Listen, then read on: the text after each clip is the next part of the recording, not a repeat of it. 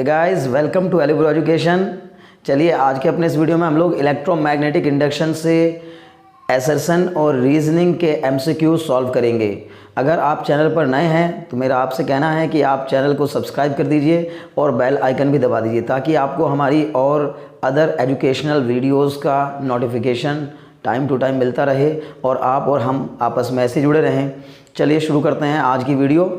और अगर आप वीडियो देख रहे हैं तो फिर वीडियो को पूरा देखिए ताकि आप लोगों को कॉन्सेप्चुअल क्लैरिटी मिल सके। आप लोग एसएसएन और रीजनिंग से जो डर आपको लगता है वो डर आपका ख़त्म हो सके।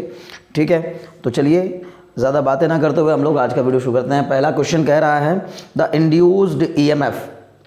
अच्छा, आप एसएसएन और रीजनिंग की जो एमसीक्यूज़ होते हैं उनको सॉल्व करने के लिए जो ऑप्शंस दिए होते हैं वो पहले से जानते होंगे। वैसे मैं आपको बता दूं एक बार फिर से कि पहले ऑप्शन में रहता है both assertion and reason are correct and reason is the correct explanation of assertion. यानी कि ए में रहता है कि ए और आर दोनों करेक्ट हैं और जो आर दिया गया यानी जो रीज़न दिया गया वो दिए गए एसर्शन का सही एक्सप्लेनेशन भी करता है। दूसरे ऑप्शन में दिया होता है both A and R correct but R is not the correct explanation of A. यानी कि आर जो है वो ए को सही से एक्सप्लेन नहीं करता जबकि ए और आर दोनों सही हैं। बी में ये रहता है हमेशा। और सी ऑप्शन में रहता है A is correct R is incorrect, मतलब एसर्शन तो सही है लेकिन रीज़न सही नहीं है। और चौथे ऑप्शन में होता है कि assertion and reason both are incorrect, मतलब दोनों ही इनकरेक्ट हैं। जो दो स्टेटमेंट आपको दिए होंगे वो दोनों ही स्टेटमेंट आपके लिए गलत होंगे। तो चलिए, अगर आपको ये चारों बात समझ में आ गई तो आपको A B C D option में से कौन सा ऑप्शन होगा ये तो आप आसानी से समझ जाएंगे अगर मैं क्वेश्चन को सॉल्व कर रहा हूँ। तो अभी क्वेश्चन को समझते हैं। पहला क्वेश्चन कह रहा है, इसमें एसर्शन दिया हुआ है the induced EMF will always occur whenever there is change in magnetic flux. जब हम किसी कॉइल से एसोसिएटेड मैग्नेटिक फ्लक्स में चेंज करते हैं तो ईएमएफ इंड्यूस होता है। तो आपको क्या लगता है, ये बात बिल्कुल सही है। Faraday's law of electromagnetic induction का ये पहला ही लॉ है कि जब भी हम किसी कॉइल से या किसी भी सर्किट से एसोसिएटेड मैग्नेटिक फ्लक्स में चेंज लाते हैं तो बाय एनी हाउ चाहे जिस तरह से भी उसके अंदर एक ईएमएफ इंड्यूस हो जाता है। इसका मतलब एसर्शन सही है। अब रीज़न देखते हैं। रीज़न कहा गया है current always induces whenever there is change in magnetic flux. जब हम मैग्नेटिक फ्लक्स में चेंज लाते हैं तो करंट 100% यानी कि हमेशा इंड्यूस होती है। ये इस पे थोड़ा ध्यान देना है क्योंकि लगता ये है कि जब ईएमएफ इंड्यूस होगा तो करंट भी इंड्यूस होगी, लेकिन ऐसा हर बार ज़रूरी नहीं होता कि अगर ईएमएफ इंड्यूस हुआ है तो बहुत ज़्यादा ज़रूरी नहीं है कि करंट भी इंड्यूस होगी ही होगी, क्योंकि करंट को इंड्यूस होना अलग फिनोमिना है और ईएमएफ का इंड्यूस होना अलग फिनोमिना है। हाँ, ये कह सकते हैं कि करंट इंड्यूस होने के लिए ईएमएफ का इंड्यूस होना जरूरी है, लेकिन ईएमएफ इंड्यूस हुआ हो जरूरी नहीं है कि करंट इंड्यूस हुई होगी। समझ रहे हैं मेरी बात? यानी कहने का मतलब ये हुआ कि एसर्शन तो आपको जो दिया गया था वो सही था कि changing magnetic flux EMF induce करता है। ये बात बिल्कुल सही है, एसर्शन सही है। और रीज़न में कहा गया है कि जो करंट है वो ऑलवेज इंड्यूस होती है, मतलब current always induces whenever change in magnetic flux. जब हम मैग्नेटिक फ्लक्स में चेंज लाते हैं तो करंट भी हमेशा इंड्यूस होती है, लेकिन हमेशा करंट इंड्यूस नहीं होती। जब तक आपको कॉइल के रेजिस्टेंस के बारे में ना बताया गया हो तब तक आप करंट की वैल्यू नहीं पता कर सकते। तो आई बराबर क्योंकि ई अपॉन आर होता है। अरे भाई, ई बराबर तो हो गया हमारा -d∅dt और आई बराबर हो गया ई अपॉन आर। तो जब तक आपको आर की जानकारी ना हो, यानी कि ऐसा सर्किट ना हो जिसमें करंट को फ्लो करने के लिए रास्ता मिल सके, यानी कि करंट का फ्लो आसानी से हो सके, ऐसा सर्किट ना हो, ऐसा पाथ ना हो तो करंट इंड्यूस नहीं होगी। इसका मतलब एसर्शन तो सही है, रीज़न गलत है। ऐसा किस में दिया होता है? ऑप्शन सी में दिया होता है। तो option C is the right answer. चलिए नेक्स्ट क्वेश्चन की तरफ बढ़ते हैं। नेक्स्ट क्वेश्चन क्या कह रहा है? Faraday's law are consequence of conservation of energy. Faraday का जो लॉ है वो कंजर्वेशन ऑफ एनर्जी का ही परिणाम है, यानी कॉन्सिक्वेंस मतलब परिणाम होता है। यानी जो फैराडे का लॉ है वो consequence of conservation of energy है। तो ये बात आपने पढ़ी होगी और 100% पढ़ी होगी, क्योंकि ये काफ़ी इंपॉर्टेंट बात है अपने आप में कि लेंस का जो लॉ होता है वो कंजर्वेशन ऑफ एनर्जी का ही कॉन्सिक्वेंस होता है, उसी का परिणाम होता है। तो ये इसका मतलब एसर्शन तो सही है। अब रीज़न पे आ जाते हैं। रीज़न कह रहा है in a purely resistive AC circuit. एक प्योरली रेजिस्टिव सर्किट की बात कर रहा है। प्योरली रेजिस्टिव सर्किट यानी जिसमें केवल और केवल रेजिस्टेंस लगा होता है। एक ऐसा सर्किट जिसमें कि रेजिस्टेंस लगा होता है, और कैसा है ये भी? एसी सर्किट है। तो एसी सर्किट है तो इसमें अल्टरनेटिंग करंट जा रही होगी। इसका मतलब इस पर हम लोगों ने जो अप्लाई किया किया है वोल्टेज वो V naught sine omega T के इक्वल होगा, और जो करंट हमें इसको यहाँ पे मिल रही होगी वो आई नॉट साइन ओमेगा टी के इक्वल होगी, यानी कि चेंजिंग नेचर की करंट होगी। तो अल्टरनेटिंग करंट चेंजिंग नेचर की है, ये तो सही है। अब क्या कह रहा है, in a purely resistive AC circuit the current lags behind the EMF in phase. मतलब जो प्योरली रेजिस्टिव सर्किट हो, प्योरली रेजिस्टिव सर्किट में करंट जो है वो वोल्टेज से π/2 लैग करती है, या current behind the EMF in phase, मतलब करंट का जो फेज होता है वो लैग करता है। नहीं, गलत बात। देखिए आपको बता दूं मैं, आपको 3 तरीके के सर्किट होते हैं, purely resistive circuit, purely inductive circuit, purely capacitive circuit. तो प्योरली रेजिस्टिव सर्किट में करंट और वोल्टेज सेम फेज में होते हैं, मतलब जिस तरफ करंट ईएमएफ होता है उसी और करंट भी होती है। यानी कि प्योरली रेजिस्टिव सर्किट के लिए ये कंडीशन होती है कि ईएमएफ और करंट दोनों सेम फेज में होंगे, मतलब उनके बीच का जो फेज एंगल होगा वो 0 डिग्री होगा, और अगर फेज एंगल 0 डिग्री होगा तो फिर करंट या वोल्टेज में से कोई भी ना तो लैग करेगा ना लीड करेगा, एक ही फेज में रहेंगे। तो इसका मतलब एसर्शन तो इसका भी सही है, लेकिन रीजन इसका भी गलत है। तो आपने देखा होगा कि एसर्शन और रीजन दोनों में से एक सही एक गलत, तो assertion is correct, reason is incorrect. ये कौन सा ऑप्शन में होता है, ऑप्शन सी। तो आप ऑप्शन सी को ही टिक करेंगे, तो option see the right answer. अगले क्वेश्चन की तरफ बढ़ते हैं। देखिए अगला क्वेश्चन क्या कह रहा है, only A change in magnetic flux will maintain an induced current in the coil. Only a change in magnetic flux will maintain an induced current in the coil। मतलब चेंजिंग मैग्नेटिक फ्लक्स ही केवल और केवल current को induce कर सकता है किसी coil के अंदर। तो ये बात तो बिल्कुल सही है, क्योंकि जब तक मैग्नेटिक फ्लक्स में आप चेंज नहीं लाओगे तब तक ईएमएफ इंड्यूस नहीं होगा, और जब तक ईएमएफ इंड्यूस नहीं होगा तब तक करंट इंड्यूस नहीं होगी। करंट का इंड्यूस होना ईएमएफ के इंड्यूस होने पर डिपेंड करता है, लेकिन ईएमएफ अगर इंड्यूस हुआ है तो हर बार ही करंट भी इंड्यूस हुई होगी, ऐसा कोई ज़रूरी नहीं होता। तो पहले क्वेश्चन में आप कंफ्यूज मत हो जाइएगा। पहले क्वेश्चन का कहना यह था कि अगर मैग्नेटिक फ्लक्स में चेंज लाएंगे तो करंट जरूर इंड्यूस होगी, लेकिन अगर मैग्नेटिक फ्लक्स में चेंज लाएंगे तो आप ये कहेंगे कि अगर मैग्नेटिक फ्लक्स में चेंज होगा तो ईएमएफ जरूर इंड्यूस होगा, ईएमएफ इंड्यूस होगा, है ना। करंट का इंड्यूस होना ना होना बात की बात है, तो पहले तो ईएमएफ इंड्यूस होगा, क्योंकि जो हमें लॉ दिया है फैराडे ने, Faraday law of electromagnetic induction कहता है कि when a changing magnetic flux associated with a coil then EMF is always induced in the coil. Okay, तो ईएमएफ के इंड्यूस होने की बात करता है। बट अगर मान लो उसने कहा कि only change in magnetic flux will maintain an induced current in the coil, बिल्कुल सही है, क्योंकि ईएमएफ को इंड्यूस करने के लिए मैग्नेटिक फ्लक्स का चेंज होना जरूरी है, और ईएमएफ के इंड्यूस होने के बाद करंट आपकी इंड्यूस होगी। तो इसका मतलब है कि मैग्नेटिक फ्लक्स पहले चेंज होगा, फिर ईएमएफ इंड्यूस होगा, फिर उसके बाद आपका करंट इंड्यूस हो जाएगी। हालांकि इन फिनोमिनाज में बहुत कम टाइम लगता है तीनों काम। अगर मैग्नेटिक फ्लक्स में चेंज आ रहा है तो ईएमएफ तुरंत इंड्यूस हो जाता है, और जब ईएमएफ इंड्यूस हो जाता है तो करंट भी फ्लो करना स्टार्ट कर देती है। अगर कोई सर्किट रेजिस्टिव सर्किट भी है या ऐसा सर्किट है जिसमें कि करंट को फ्लो करने के लिए पाथ मिल सकता हो। तो रीजन देखिए क्या कह रहा है, रीजन में क्या कहा, the presence of large magnetic flux through a coil maintain A current in the coil of the circuit is continuous. मतलब अगर किसी कॉइल से एसोसिएटेड मैग्नेटिक फ्लक्स की वैल्यू बहुत ज़्यादा होगी, लार्ज अमाउंट में अगर मैग्नेटिक फ्लक्स इंड्यूस हो रहा होगा, तो इसलिए कॉइल के अंदर जो करंट होगी वो कंटिन्यू फ्लो करती रहेगी। ऐसा नहीं है, क्योंकि अगर मैग्नेटिक फ्लक्स, अगर मान लीजिए किसी कॉइल से एसोसिएटेड मैग्नेटिक फ्लक्स, अगर किसी कॉइल से एसोसिएटेड मैग्नेटिक फ्लक्स, मान लीजिए कि ये कॉइल है, ये आपके पास एक कॉइल है और ये मैग्नेट है, अगर ये यहाँ पर बहुत स्ट्रॉन्ग मैग्नेट भी यहाँ पर रखा हो, इसका नॉर्थ पोल साउथ पोल करके उसके सामने एक कॉइल रख दी गई हो, तो अगर ये दोनों स्टेशनरी हैं तो चाहे कितना भी मजबूत आपका ये, यानी कितनी भी ज़्यादा मैग्नेटिक फ्लक्स चाहे, यानी कि इसकी मैग्नेटिक फील्ड की इंटेंसिटी चाहे जितनी ज़्यादा क्यों ना हो, चाहे इससे एसोसिएटेड मैग्नेटिक फ्लक्स कितना भी ज़्यादा क्यों ना हो, इसमें ईएमएफ इंड्यूस नहीं होगा। कब तक, जब तक कि हम इससे एसोसिएटेड मैग्नेटिक फ्लक्स को चेंज नहीं कराएंगे। एक बात तो ये हो गई, और दूसरी बात उसने कहा है कि यानी कि जब लार्ज मैग्नेटिक फ्लक्स प्रेजेंट होता है तो जो कॉइल होती है उसमें करंट कंटिन्यू रहती है। अरे अगर मैग्नेटिक फ्लक्स चाहे कम हो ज़्यादा हो उससे मतलब नहीं है, मैग्नेटिक फ्लक्स के चेंज होने से मतलब है। अगर मैग्नेटिक फ्लक्स चेंज नहीं हो रहा होगा तो जाहिर है कि ईएमएफ इंड्यूस नहीं हो रहा होगा। ईएमएफ के इंड्यूस होने के लिए ज़रूरी नहीं है कि मैग्नेटिक फ्लक्स बहुत ज़्यादा होना चाहिए, मैग्नेटिक फ्लक्स की वैल्यू कम हो लेकिन उसके चेंज होने का जो रेट है वो ज़्यादा हो। यानी कि जो ईएमएफ इंड्यूस होता है वो केवल और केवल मैग्नेटिक फ्लक्स पे डिपेंड नहीं करता, बल्कि मैग्नेटिक फ्लक्स के चेंज होने के रेट पे डिपेंड करता है। यानी अगर आपने किसी एक कॉइल में, ऐसा समझिए, दो अलग अलग कॉइल आपने ले ली, तो एक कॉइल का मैग्नेटिक फ्लक्स 5 वेबर है, एक कॉइल से एसोसिएटेड मैग्नेटिक फ्लक्स 10 वेबर है, लेकिन 5 वेबर वाले को आप चेंज करा रहे हैं कितना 0.1 सेकंड में, और 10 वेबर वाले को आप चेंज करा रहे हैं 1 सेकंड में। मतलब d5 जो है, यानी कि इसमें पहली कॉइल में 0 से 5 वेबर का मैग्नेटिक फ्लक्स हो गया 0.1 सेकंड में, और दूसरी कॉइल में 0 से 10 वेबर का फ्लक्स हो गया 1 सेकंड में। तो फ्लक्स की वैल्यू तो ज़्यादा यहाँ है, लेकिन ईएमएफ इंड्यूस्ड आप देखेंगे कि इसका E1 इसका E2, तो E1 की वैल्यू जब आप निकालेंगे तो पॉइंट हटा के यहाँ 0 आ जाएगा, तो E1 आएगा आपका 50 वोल्ट, और E2 की जब मैं बात करूँगा तो आएगा 10 वोल्ट। तो इसका मतलब ज़्यादा मैग्नेटिक फ्लक्स होने से ज़्यादा ईएमएफ इंड्यूस होगा, ऐसा नहीं होता, बल्कि होता क्या है कि rate of change of magnetic flux ज़्यादा होने से ईएमएफ ज़्यादा इंड्यूस होता है। मुझे उम्मीद है कि आपको बात पकड़ में आ रही होगी,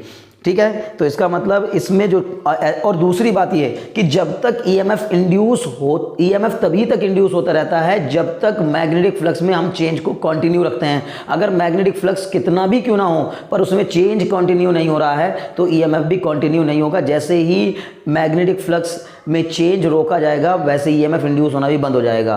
तो इसका मतलब कंटिन्यू तो नहीं रहेगा। तो रीज़न इसमें भी गलत हो गया, यानी एसर्शन सही दिया था लेकिन रीज़न गलत है। तो इसका मतलब कौन सा ऑप्शन होता है जिसमें एसर्शन सही हो और रीज़न गलत हो? Option C. तो option C is the right answer. चलिए नेक्स्ट क्वेश्चन की ओर बढ़ते हैं। मुझे उम्मीद है कि आप इन क्वेश्चंस को बहुत ज़्यादा एंजॉय कर रहे होंगे, आसानी समझ में भी आ रहे होंगे। अगर आपको डाउट्स आते हैं तो आप आराम से पहले क्वेश्चन को पॉज करके, वीडियो को पॉज करके पहले क्वेश्चन को समझिए, क्योंकि सबसे ज़रूरी चीज़ क्वेश्चन को समझना होता है। प्रॉब्लम यही है कि आप लोग ये सोचते हो कि बस किसी भी क्वेश्चन का हमें सॉल्यूशन मिल जाए। अरे रट नहीं पाओगे भाई, कितना रटोगे? फिजिक्स में रटा नहीं जा सकता, रटने वाला सब्जेक्ट नहीं है, बहुत दिमागी सब्जेक्ट। दिमाग लगाइए, क्वेश्चन का सॉल्व करिए, दिमाग लगाइए, क्वेश्चन सॉल्व करिए। बिना दिमाग लगाए क्वेश्चन सॉल्व करने की कोशिश करेंगे, नहीं हो पाएंगे क्वेश्चन। अभी कर लोगे, अभी रट लोगे, एग्जाम में टैकल नहीं कर पाओगे। तो इसलिए अगर आप लोग चैनल पर नए हैं तो चैनल को सब्सक्राइब भी करिए और आगे वीडियो को कंटिन्यू करिए। आसानी के साथ धैर्य रखते हुए पूरा वीडियो देखिए। आपको एक क्वेश्चन के साथ साथ कई सारे कॉन्सेप्ट जानने को मिलेंगे। मैं एक क्वेश्चन को डिस्कस करूंगा, उसके साथ साथ और भी कई सारी चीज़ें डिस्कस करूंगा, ताकि आपको ये क्वेश्चन अगर एग्जाम में नहीं आ रहा है, इसके जैसा कोई दूसरा क्वेश्चन आता है तो वो भी आप आसानी से टैकल कर सकें। ये भी तो ज़रूरी है ना, कोई ज़रूरी थोड़ी है कि जो क्वेश्चन मैंने डिस्कस किया वही क्वेश्चन कल पेपर में आपको मिल जाएगा। हालांकि जितने क्वेश्चन डिस्कस किए जा रहे हैं उन्हीं में से क्वेश्चन आते हैं ज़्यादातर, लेकिन आपको मैं ये भुलावे में रखूँ, आपको ऐसी भूल में रखूँ कि ये जो क्वेश्चन हमने डिस्कस कर लिया यही टॉप MCQ है, यही आने वाला है, यही कल पेपर मिलेगा, यही क्वेश्चन, कॉन्सेप्ट यही रहेगा।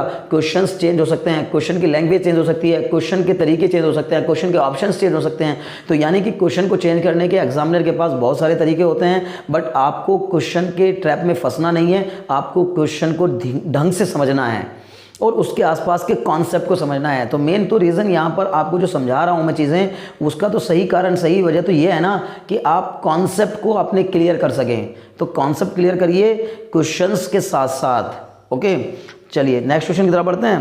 नेक्स्ट क्वेश्चन कह रहा है, an induced current has a direction such that the magnetic field due to a current the magnetic field due to a current opposes the change in magnetic flux that induces the current। यानी कि जो induced current होती है, an induced current has the direction such that, हर एक induced current वो direction रखती है जिस डायरेक्शन में करंट के होने से उस कारण का अपोज हो सके, जिस कारण वो करंट या वो EMF इंड्यूस हो रहा है। यही तो लेंज लॉ है। अरे लेंज ने यही तो बात बताई थी हमें कि जब भी हम किसी कॉइल से एसोसिएटेड मैग्नेटिक फ्लक्स में चेंज करेंगे तो EMF इंड्यूस होगा। ये बात बताई फैराडे ने, और फैराडे की इसी बात को आगे कंटिन्यू करते हुए लेंज कह रहे हैं कि जो EMF इंड्यूस होता है वो हमेशा अपोजिंग नेचर का होता है। यानी कि जो करंट या जो EMF इंड्यूस होता है वो उस चीज़ का या उस कारण का, उस कॉज का अपोज करता है जिस कारण वो प्रोड्यूस हुआ है। तो इसका मतलब है कि पहला ऑप्शन तो मतलब आई मीन एसर्शन तो सही है। अब रीजन की तरफ बढ़ते हैं। इसने कहा above statement is in accordance with the conservation of energy. यानी जो ऊपर वाला स्टेटमेंट है, above statement is in accordance with the conservation of energy, कि ये कंजर्वेशन ऑफ एनर्जी के अकॉर्डिंग ही है। बिल्कुल law of conservation of energy को ही लेंज लॉ फॉलो करता है। लेंज लॉ किसको फॉलो करता है, या लेंज लॉ किसका कॉन्सिक्वेंस होता है? Lenz law is the consequence of conservation of energy. तो पहले स्टेटमेंट में जो वर्ड दिया हुआ है वो है ना, यानी कहा ना oppose the change in magnetic flux that induces the current, मतलब जो करंट को इंड्यूस करता है उसी कारण का, उसी वजह का अपोज करता है, ठीक है ना। ये बात सही है, तो ये लेंज ने बताई थी। और लेंज लॉ जो है वो consequence of conservation of energy है। तो इसका मतलब है कि ए भी सही है, आर भी सही है, और आर ए का सही एक्सप्लेनेशन भी है, यानी both A and R is correct, both A and R is correct and R is correct explanation of A. ये किस में होता है? ऑप्शन ए में होता है। इसका मतलब इस क्वेश्चन का आंसर ऑप्शन ए होगा। चलिए अगले क्वेश्चन की तरफ बढ़ते हैं। उम्मीद रखता हूँ समझ में आ रही होंगी बातें। Next question, acceleration of a magnet falling through a long solenoid decreases. Assertion कह रहा है कि जब हम किसी एक लॉन्ग सोलेनॉइड में किसी एक मैग्नेट को गिरा देते हैं, ये मान लीजिए कि आप कोई इस तरह का सोलेनॉइड है और इसमें कोई एक मैग्नेट आपने ऊपर से गिरा दिया नीचे की ओर, इसमें गिर रहा है, ठीक है ना। तो जब कोई एक मैग्नेट, एक्सेलरेटेड मैग्नेट ऊपर से फॉल कर रहा था तो एक्सेलरेशन था उसके पास, एक्सेलरेशन ड्यू टू ग्रेविटी, उसके कारण वो नीचे की ओर चला जा रहा था, लेकिन उसको रास्ते में मिल गई क्या? एक सोलेनॉइड। तो जब वो सोलेनॉइड में एंटर करने की कोशिश करेगा तो उसने कहा कि the acceleration of the magnet falling through a long solenoid decreases, तो उसका एक्सेलरेशन धीरे धीरे डिक्रीज होना स्टार्ट हो जाएगा। समझ रहे हैं मेरी बात? तो यानी जब भी किसी सोलेनॉइड में कोई मैग्नेट, ये सोलेनॉइड है, सोलेनॉइड में मैग्नेट गिराएंगे तो इसका जो एक्सेलरेशन होता है शुरुआत में ज़्यादा रहता है, लेकिन धीरे धीरे वो कम होता जाएगा। What is the reason? Reason क्या है? समझ में आ गया? आपने आप ही सोचिए ना, बिना रीज़न देखे भी अगर आप सोचेंगे तो आपको समझ में आ जाएगा कि पहले तो ये सोचो कि एसर्सन सही है कि नहीं है। बिल्कुल सही बात है। क्यों? क्योंकि जब किसी सोलेनॉइड के अंदर हम मैग्नेट डालने की कोशिश करेंगे तो इस मैग्नेट की जो मैग्नेटिक फील्ड लाइंस हैं उनकी संख्या इस सोलेनॉइड को जो क्रॉस कर रही थी, मतलब इस मैग्नेट से निकलने वाली मैग्नेटिक फील्ड लाइंस इस सोलेनॉइड को क्रॉस करके ऐसे आती हैं ना, तो ये इसको क्रॉस करके आ रही होंगी। तो जब दूर रहा होगा तो magnetic field lines crossing the solenoid कम रही होंगी। जैसे जैसे ये करीब आता जाएगा magnetic field lines crossing the solenoid ज़्यादा होती जाएंगी, क्योंकि इंटेंसिटी नियर द पोल ज़्यादा होती है। किसी भी बार मैग्नेट की मैग्नेटिक फील्ड की इंटेंसिटी नियर द पोल ज़्यादा होती है, तो जैसे जैसे पोल उस सोलेनॉइड के करीब आएगा वैसे वैसे मैग्नेटिक फील्ड लाइंस की जो इंटेंसिटी है वो बढ़ती जाएगी। इसका मतलब इस सोलेनॉइड से एसोसिएटेड मैग्नेटिक फ्लक्स के अंदर चेंज आता जाएगा, और अगर सोलेनॉइड से एसोसिएटेड मैग्नेटिक फ्लक्स चेंज हो रहा होगा तो इस सोलेनॉइड के अंदर एक ईएमएफ इंड्यूस हो जाएगा, जिसको हम लोग बैक ईएमएफ कहते हैं। वो बैक ईएमएफ अपोजिंग नेचर का होगा।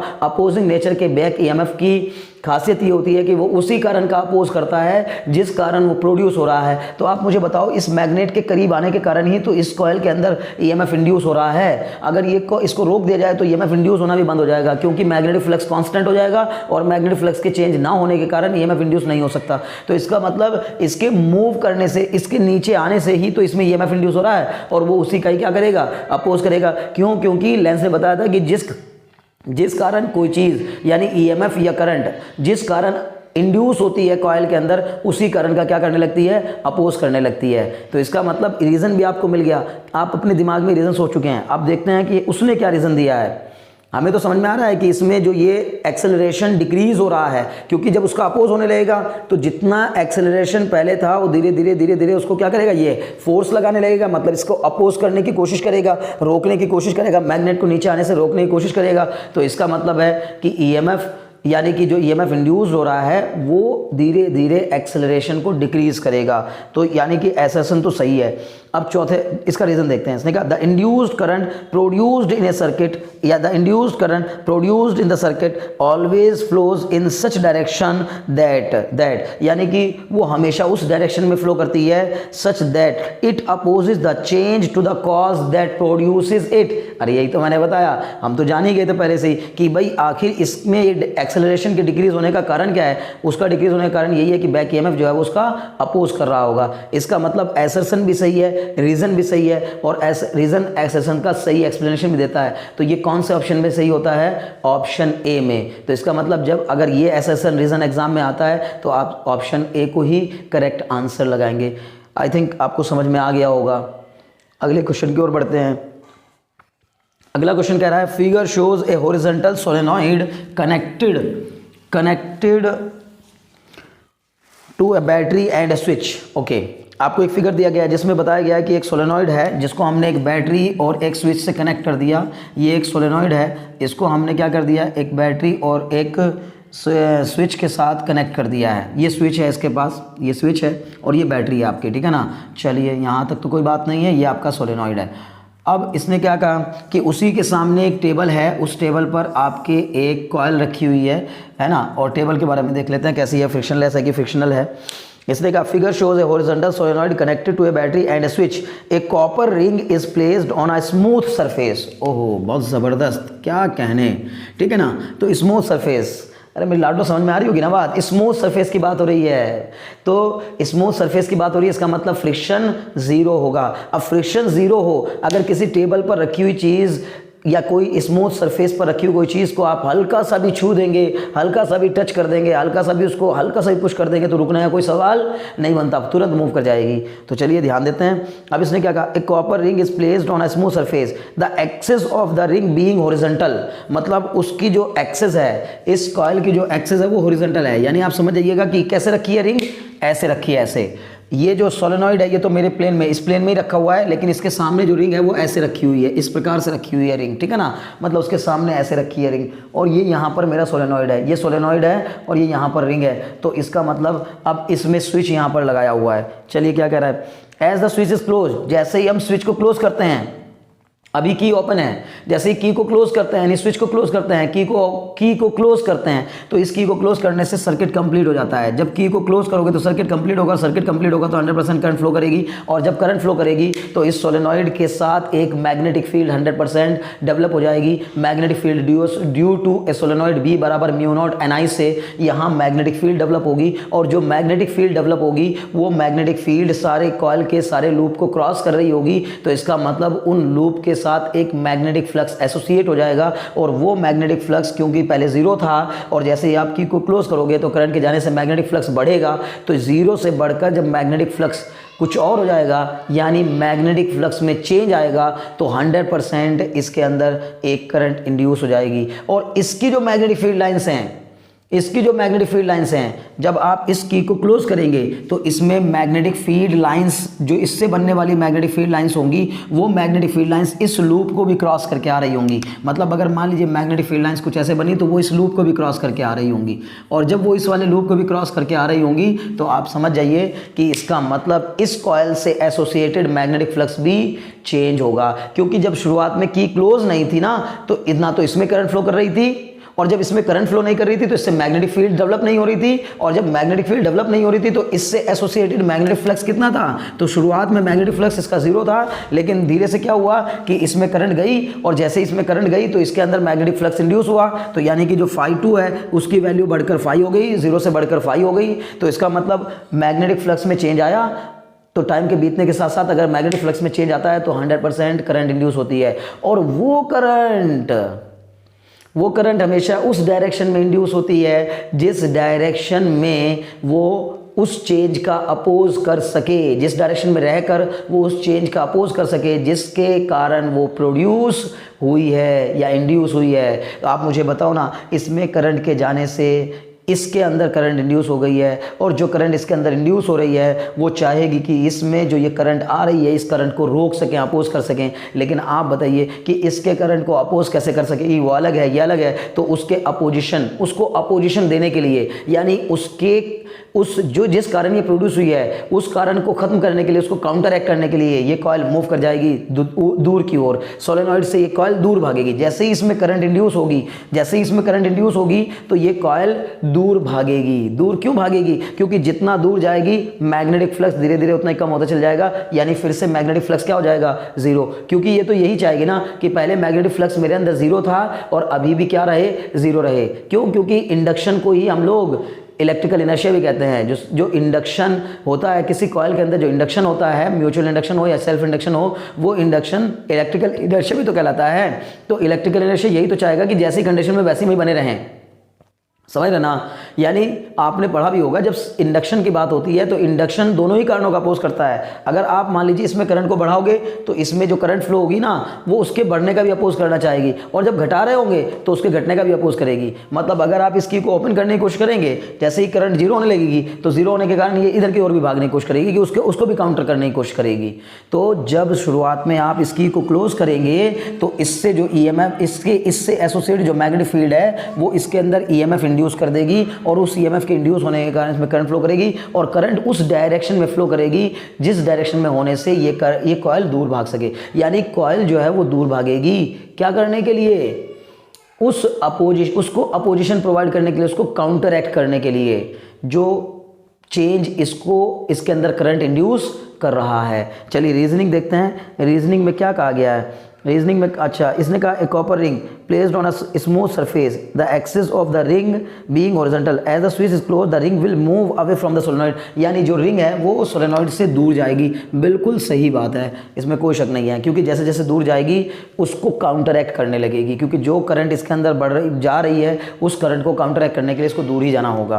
क्लियर। अब देखिए रीजन देखते हैं। इसने कहा the induced EMF in the ring is E बराबर minus d phi by d t, क्योंकि जो इस रिंग के अंदर जो EMF इंड्यूस होगा वो minus d phi by d t के इक्वल होगा, मतलब minus d phi by d t, यानी E बराबर माइनस डी फाई का मतलब phi two minus phi one upon t, और ये आप समझ ही गए होंगे कि फाई टू की वैल्यू है फाई और ये बाहर माइनस जीरो अपॉन टी, यानी फाई बाई टी के इक्वल होगा, और माइनस साइन यही इंडिकेट कर रहा है कि ये अपोजिंग नेचर का होगा। इसका मतलब माइनस साइन के साथ हम इस फॉर्मूले को अप्लाई करेंगे, तो बिल्कुल सही है, यानी कि रीज़न जो दिया है वो भी सही है, क्योंकि इसमें जो EMF इंड्यूस होगा उसका मैग्नीट्यूड तो फाई बाई टी के इक्वल होगा, लेकिन डायरेक्शन को बताने के लिए मैंने यहाँ माइनस साइन लगाया है। ये माइनस साइन आपको लेंस लॉ ने बताया था कि यहाँ पर माइनस साइन आएगा, और ये माइनस साइन अपोजिशन के लिए ही आता है, इसका तो ये भी सही है। तो अगले क्वेश्चन की तरफ बढ़ते हैं।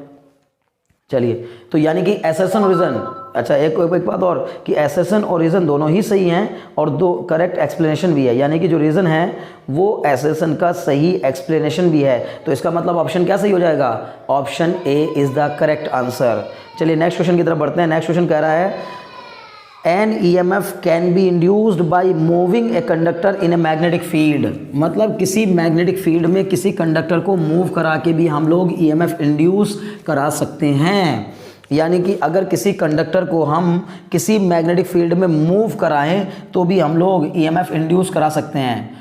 मान लीजिए कि कोई मैग्नेटिक फील्ड है, ऐसे कोई मैग्नेटिक फील्ड है और इसमें कोई कंडक्टर हम लोग मूव कराने की कोशिश करें, तो कंडक्टर के मूव करने से, यानी कि अगर मैंने, बल्कि मैग्नेटिक फील्ड लाइंस को मैं इस तरह से ले लेता हूँ।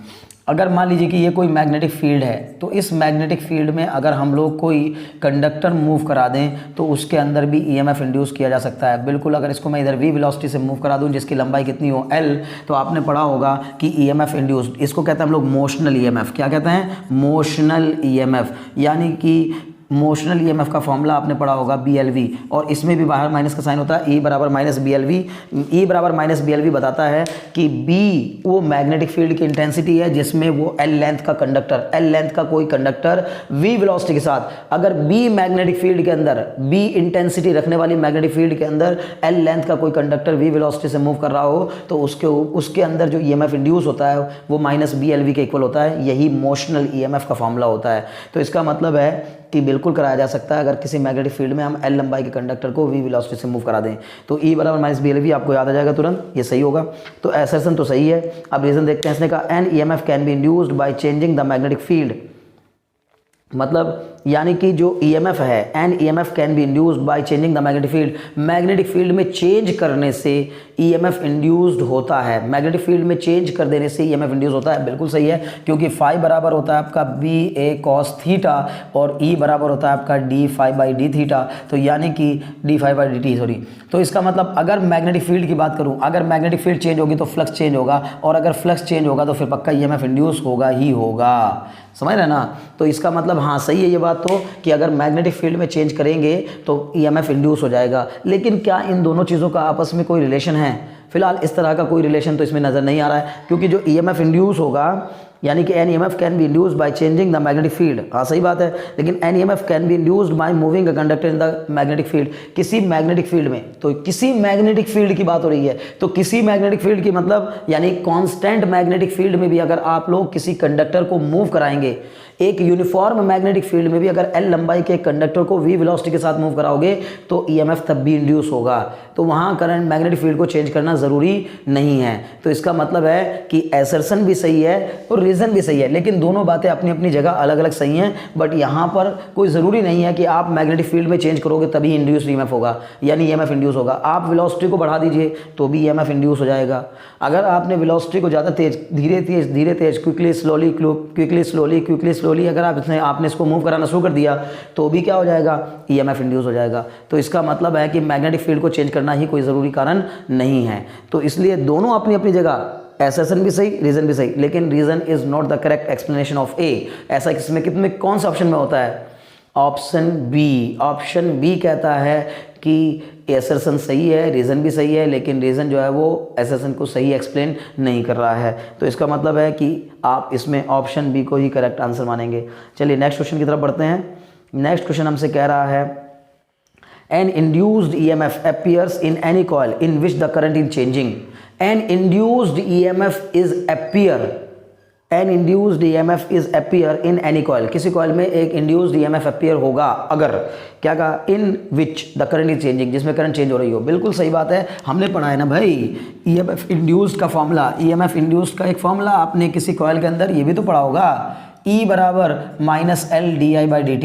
मतलब कि अगर कोई करंट चेंजिंग नेचर की कोई करंट किसी कॉइल में प्रोड्यूस हो रही होती है या चेंजिंग नेचर की कोई करंट किसी कॉइल में फ्लो कर रही होती है तो उसके सेल्फ इंडक्टेंस के कारण उसके अंदर एक EMF इंड्यूस हो जाता है, E बराबर -L/di/dt। इसका मतलब एसर्शन इज करेक्ट। रीजन पे जाते हैं। उसने कहा self induction is a phenomenon obeys Faraday's law of electromagnetic induction. हाँ बिल्कुल, ये उसी से तो बना है, क्योंकि किसी भी कॉइल से एसोसिएटेड फ्लक्स का फॉर्मूला होता है phi बराबर Li और E बराबर होता है -d∅/dt अकॉर्डिंग टू फैराडे। ये किसके मुताबिक होता है?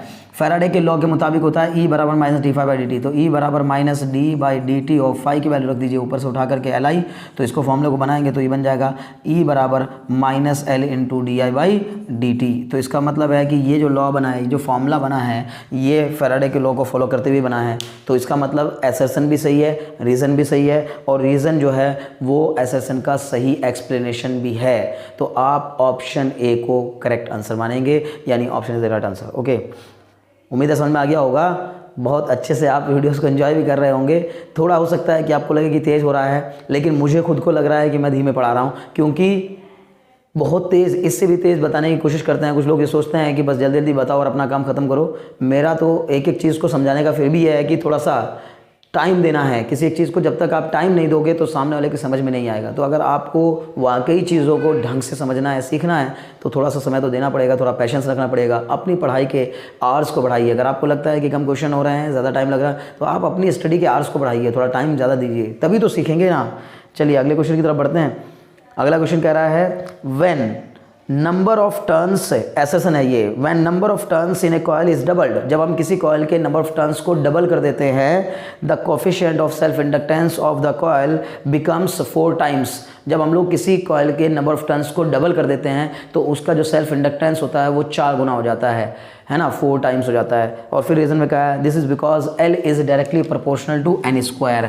बहुत सही। L मतलब होता है सेल्फ इंडक्टेंस, कैपिटल L मतलब सेल्फ इंडक्टेंस, और ये है आपके पास n², या ये आपको ऐसे भी दिया हो सकता है n²। दोनों बातें सही हैं, यानी एसर्शन भी सही है, रीज़न भी सही है। क्यों सही है? क्योंकि किसी कॉइल का सेल्फ इंडक्टेंस कितना होता है? L बराबर μ0 n²al, जिसमें कि μ0 तो है एब्सोल्यूट परमिएबिलिटी, n है number of turns per unit length, और एरिया A है एरिया ऑफ क्रॉस सेक्शन, और L है उस सोलेनॉइड की लेंथ। तो किसी सोलेनॉइड या किसी कॉइल में जो सेल्फ इंडक्टेंस होता है वो उसके number of turns per unit length और एरिया पर डिपेंड करता है। अगर आप चाहो तो इसको ऐसे भी लिख सकते हो, μ0 स्मॉल n को हम लिख सकते हैं कैपिटल N/L का होल स्क्वायर इंटू AL।